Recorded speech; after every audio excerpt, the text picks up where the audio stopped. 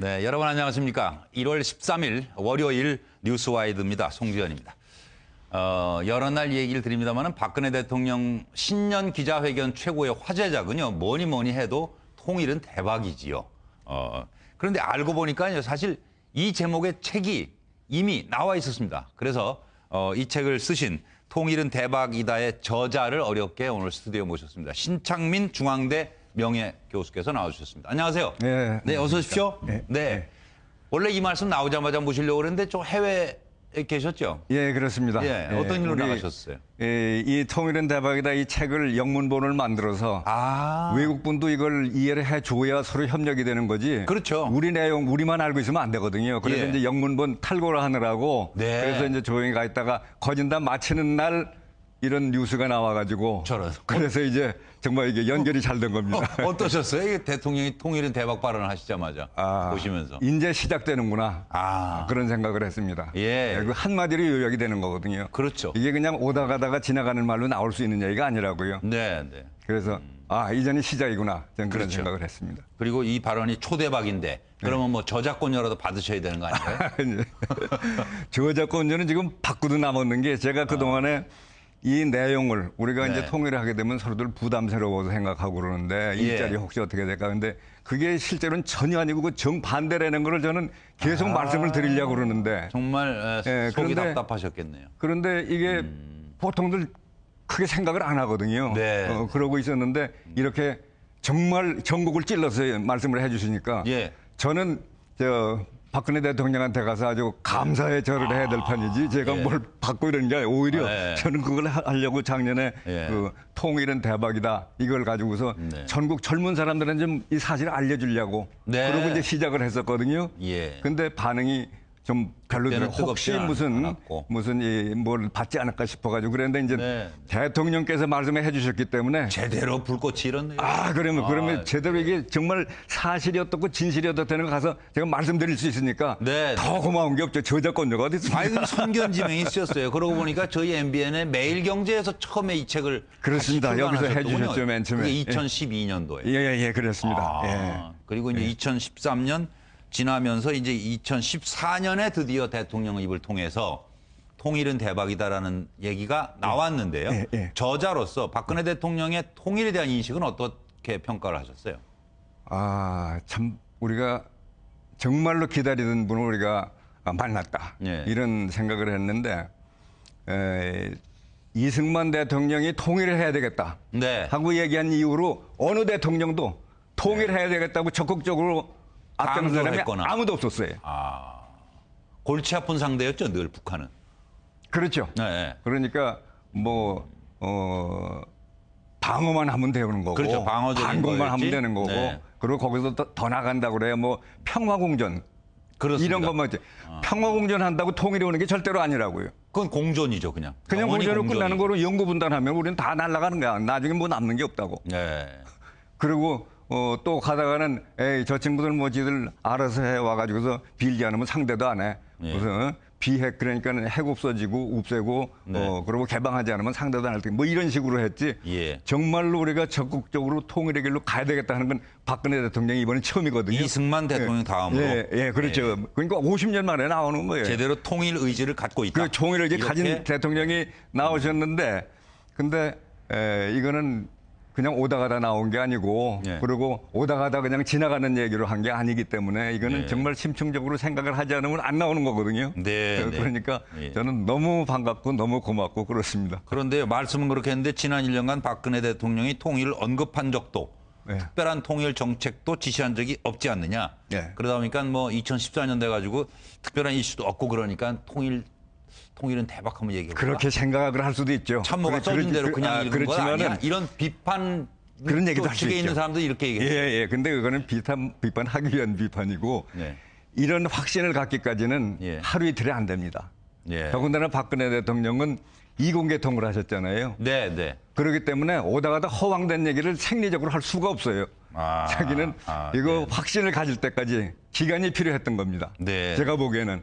그리고 그 다음에 하시는 거 보니까 역시 제대로 제 길을 지금 가고 계신데 그렇게 하려면은 그냥 안 되는 거거든요. 그걸 가지고서 1억 9천억 공약인데 그건 다 그런 게 아니에요. 그럼 오늘 그런 분들까지도 예. 공통인식을 갖도록 예. 동감하도록 예. 예. 오늘 예. 원조라고 말씀드려도 되나요? 이게? 그냥 적당히 해주세요. 편하시게. 설렁탕 같은 원조 들었다고 전하는데 원조 통일은 대박 저자께서 오늘 잘 말씀을 좀 해주실 걸로 기대를 하면서 예. 무슨 대박이 뭐 대통령 클 때자에다 박 대통령 박씨 또 그렇게도 쓸 수 있는 거죠. 그런데 결국 그렇게 양쪽에 통하게 돼 있어요. 아 그렇게 해서 통한다고 보세요? 통하게 돼 있는 게 이게 우리나라 이 통일을 문을 지금 열기 시작하시는 건데 네. 50년 만에 나오는 건데 정말 큰일 하시는 거거든요. 그렇게 해석까지도 연결이 될 수가 있습니다. 긍정적으로. 그만큼 큰 일을 하시는 거예요. 근데요. 통일에 드는 비용, 그다음에 이후 변화에 대한 부담이 있는 게 사실이에요. 예, 물론이죠. 젊은 사람들 위주로 뭐 거저되는 일은 없죠. 나한테 뭔 이득이야 이런 여론조사 있었지 않습니까? 근데 이 제목은요.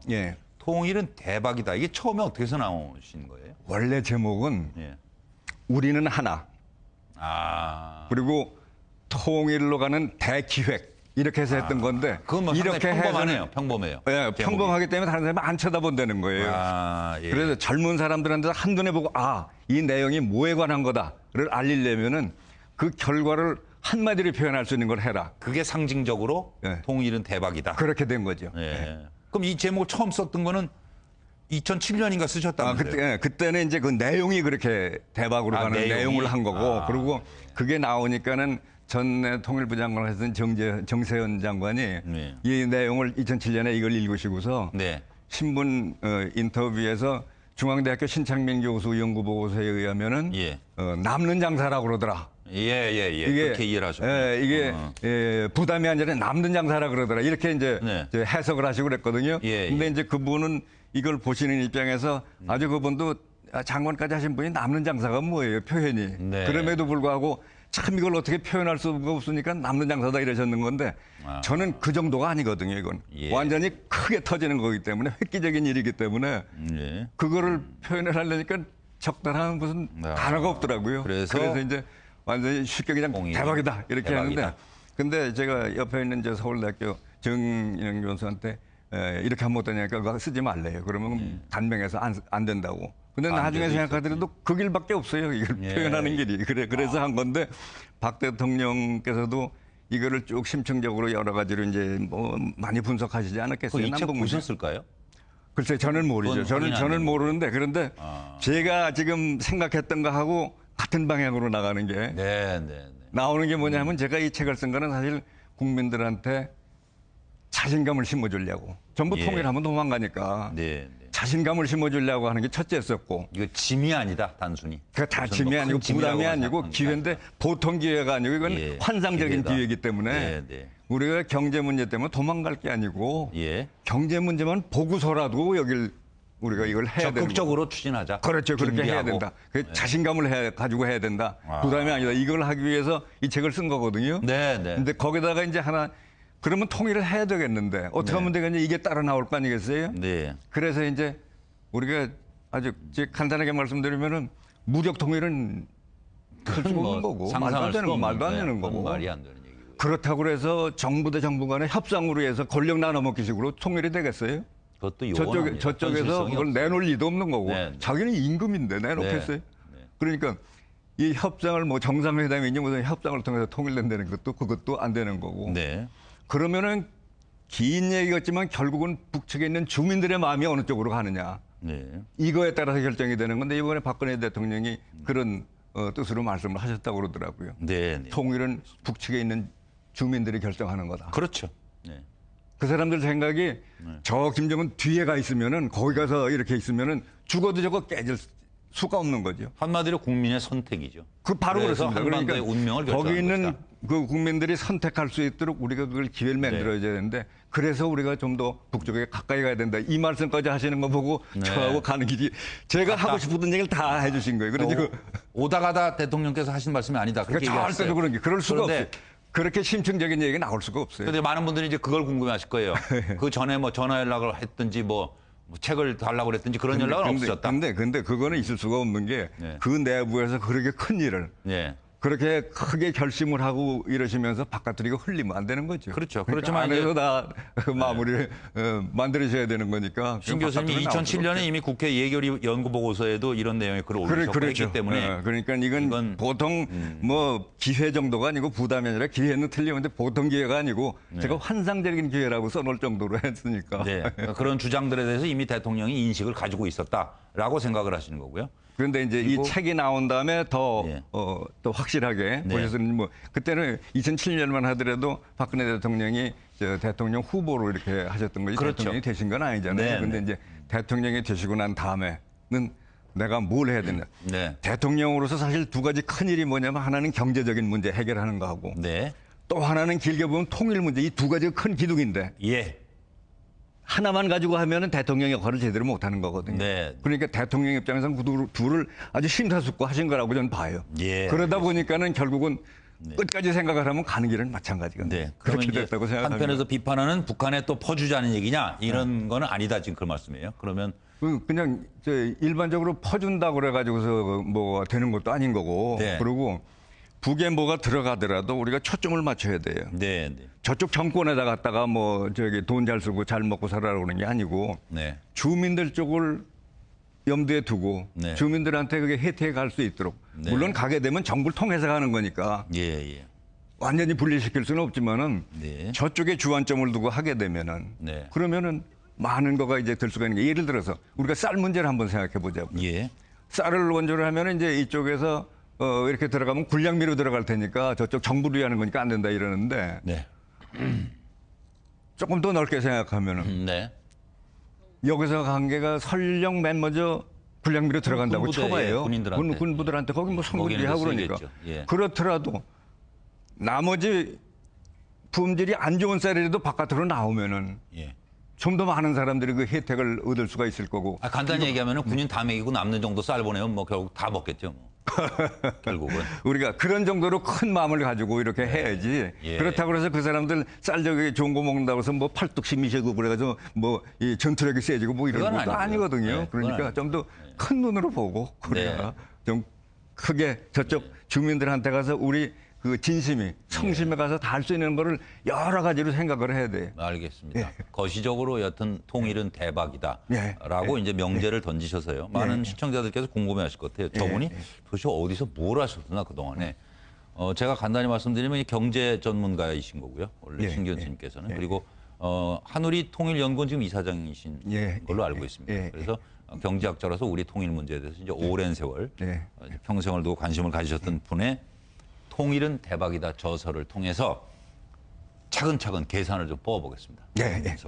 먼저 통일에 따른 경제적 이익 수치가 여기저기서 쏟아져 나오고 있습니다. 그래서 통일이 되면 대박이 난다. 구체적으로 어떤 대박이 나는 건지를 좀 말씀해 주십시오.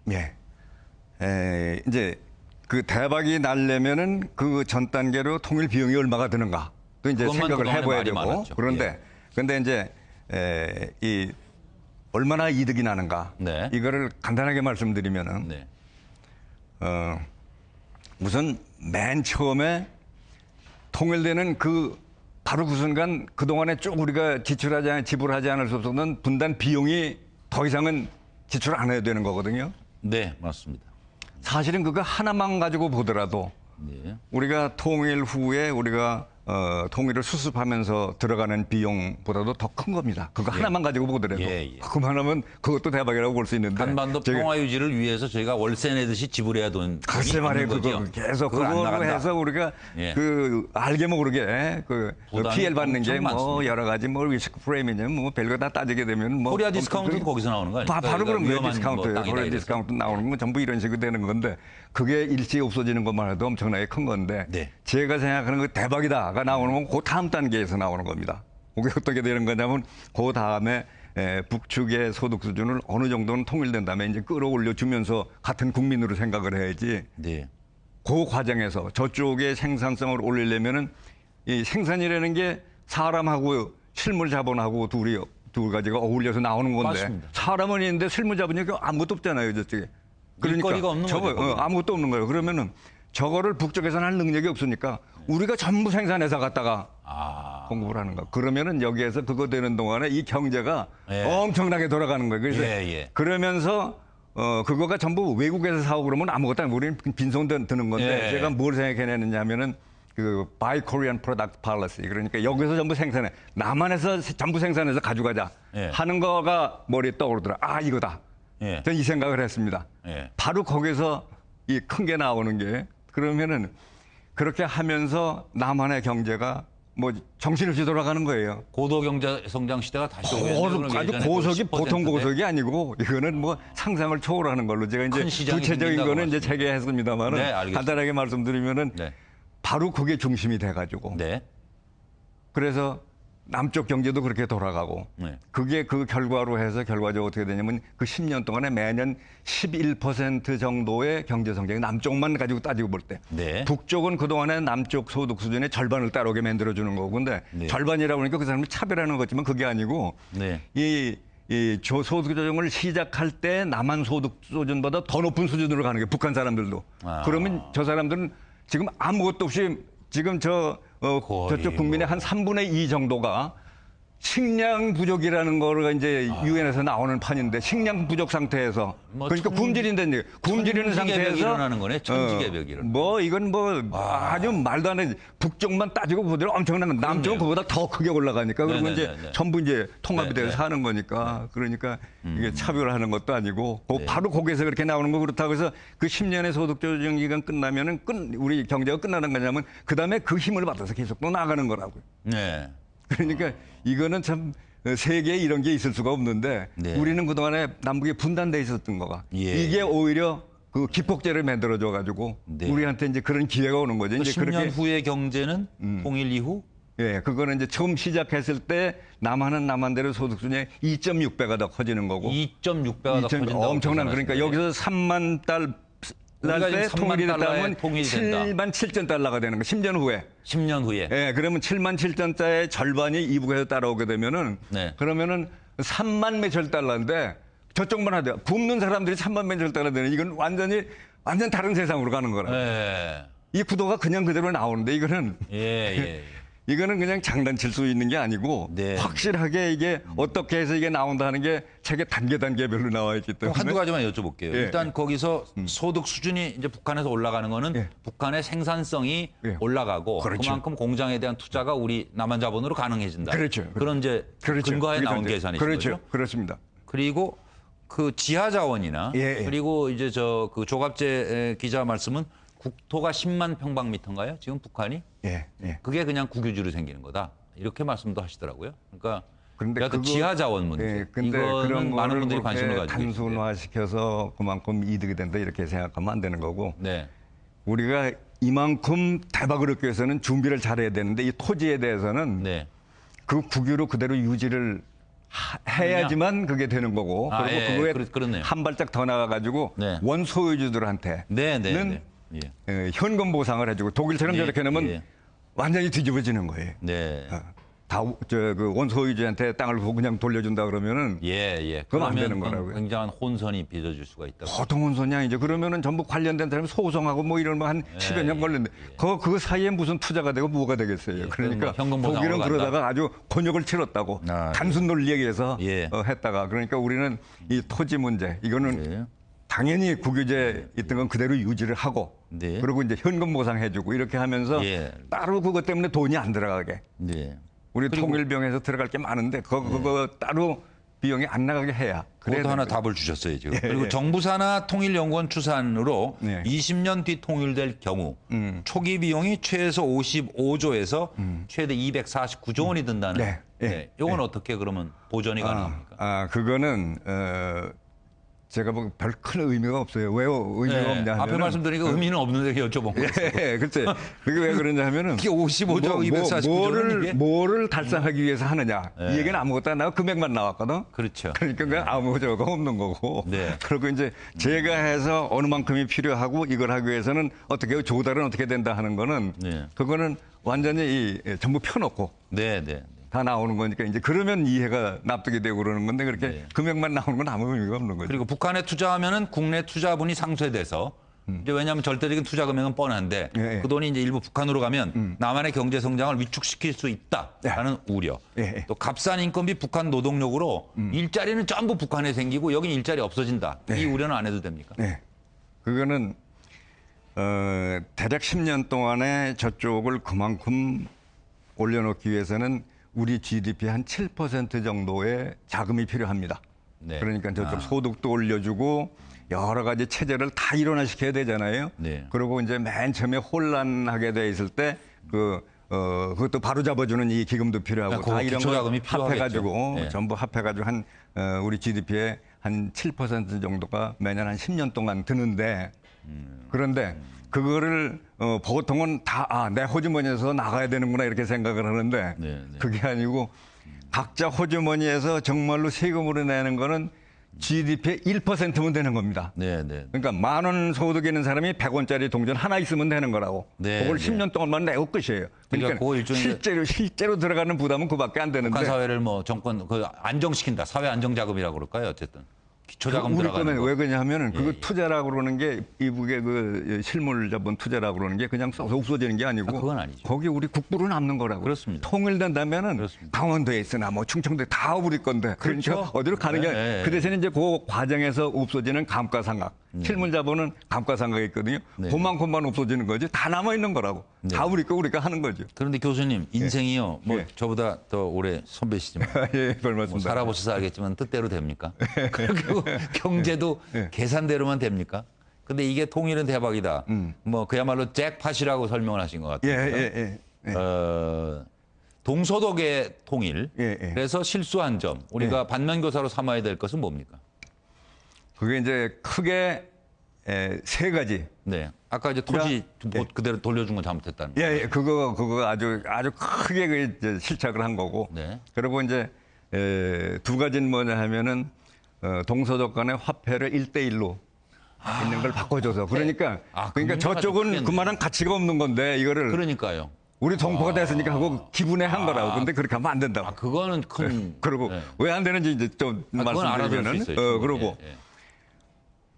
동독에 있는 사람도 서독에 있는 사람들은 다 같은 동포고 같은 사람들이고 다 같이 머리가 있는 사람들인데 저 사람들한테도 봉급 임금 수준을 서쪽이나 같이 해줘야지. 차별하면 안 된다. 임금 수준 동일화한 거. 그러니까 그 두 가지가 어떻게 됐냐면 저쪽을 우대한다고 그래서 협력한다고 한 건데 동독 사람들은 아주 못 살게 만드는 거예요. 왜 그러냐면은 그렇게 되면은 결국에 가서는 봉급 저쪽 많이 받고 임금 많이 받고 그러면 생산 단가가 막 올라가는데 생산성은 많이 뒤처지는 거거든요.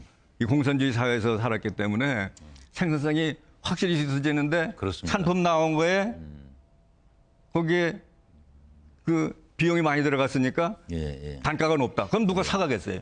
서독 것만 사고 동독 건 안 사간다. 그러면 결국 어떻게 되냐면 안 팔리거든. 안 팔리면 공장 문 닫아야 되고 그럼 실업자 만드는 거라고. 그게 잘해준 게 아니죠. 그러니까 너무 단선적으로만 생각해서 그랬는데 우리는 이거는 있는 그대로 있는 현상 그대로 가자 하는 거가 이제 우리가 해야 될 일인 거죠. 김한길 대표는 준비 없는 통일은 재앙이 될 수 있다고 낙관론을 우려했습니다. 혹시 여기에 대해서 한 말씀 하실 게 있다면요. 민주당 김한길 대표. 준비 없는 통일은 재앙이 될 수 있다. 그 말씀, 그 자체는 옳으신 말씀인데 조금 더 이제 깊이 생각을 하고 그런 말씀 해주시면 더 좋겠는데 그 자체는 그런 거고 준비 없는 것뿐 아니고 지금 혹시나 이제 김정은이 어떻게 돼서 뭐 타살이 되거나 어떻게 되면 뭐 금방 통일이 오는 것처럼 뭐 이렇게 생각하고 있는데 저쪽 지도부가 우리가 아무것도 해놓은 게 없는데 그냥 저건 무너지면 큰일 납니다. 오히려 그렇게 되는 거예요. 그러니까 해놓은 건 아무것도 없이 우리 쪽으로 올 줄 아는데 절대로 그게 아닌 게 지금 북한에 있는 그 동포들은 따지고 보죠. 저 사람들 지금 우리 적이라고요?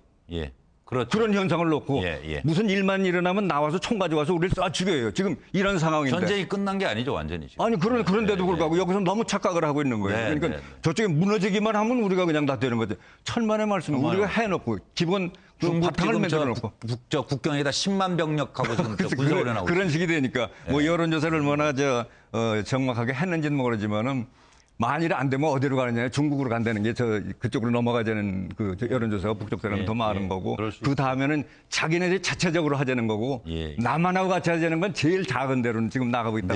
이렇게 해놓고서 뭐가 무너지면 우리 쪽으로 온다. 완전히 착각들 하고 계신 거라고. 우리가 뭘 해놓고서 되길 바라야지. 그 해놓는 건 뭐냐면 저쪽 민심에 우리 정성에 가서 닿도록. 뭐 산림녹화도 박근혜 대통령이 산림녹화 얘기도 하셨더라고요. 그러니까 금방 저쪽 전력하고는 관계없는 거면서 우리의 성심이 가서 닿을 수 있는 거 하나하나 대화를 해나가고 실제로 들어가야 되는 거다. 알겠습니다. 북한의 민심. 그렇죠. 바로 그렇습니다. 주민의 민심을 얻는 작업이 필요하다. 그리고 지금 이런 상황을 북한은 반가워하려는지 혹시 어떻게 생각하세요? 우리가 지금 통일 대박론 이렇게 나가는 거를. 그거는 거기 주민들은 이 내용을 알면 반가워하겠죠. 그렇지만은 저쪽에 정권을 가진 사람들은 말로는 통일이라고 그러지만은 통일되면 자기 생명은 끝나는 거거든요. 그렇기 때문에 이건 뭐 대박으로 해서 통일되든 뭐래 통일이 되기만 하면은 지금 통일 얘기는 말로 하지만은 실제로 되면은 자기 설 자리가 없는 거라는데 통일이 좋을 리가 없는 거죠. 그러니까 그러면서 왜 통일 얘기를 하느냐 저쪽에서. 그거는 국민들한테 뭐 희망을 줄 게 없으니까 통일이라도 얘기를 해가지고 그렇게 하는 거죠. 그 북한이 지금 이산가족 상봉 실무 접촉 제의를요. 이번에 이제 좋은 계절에 마주 앉자 이러면서 지금 거절했어요. 그래서 박 대통령 취임 첫 해는 이제 개성공단 문제로 남북 관계 찬바람이 좀 심하게 불지 않았습니까? 지금 일단 해결은 됐지만 2014년 우선 이제 가까이 있는 2014년 시작이 됐는데 남북 관계는 맑음일까요? 흐림일까요?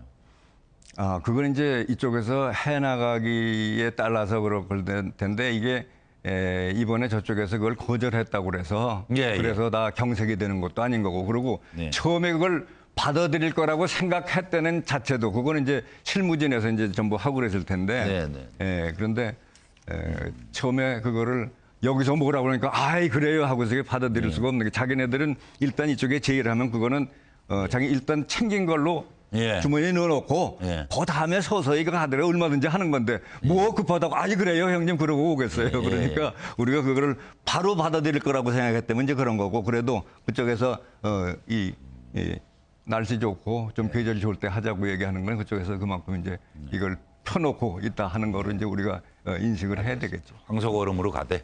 그렇습니다. 늘 그리고 방향만 제대로 잡고 이제 가는 눈으로 방향을 제대로 잡고 가자. 그렇죠. 오늘 뭐 개론 정도 하신 것 같은데 언제 통일이 대박이다 이 내용 가지고 이 통일 전문가들하고 한번 자리를 같이 한번 하실 수 좋습니다.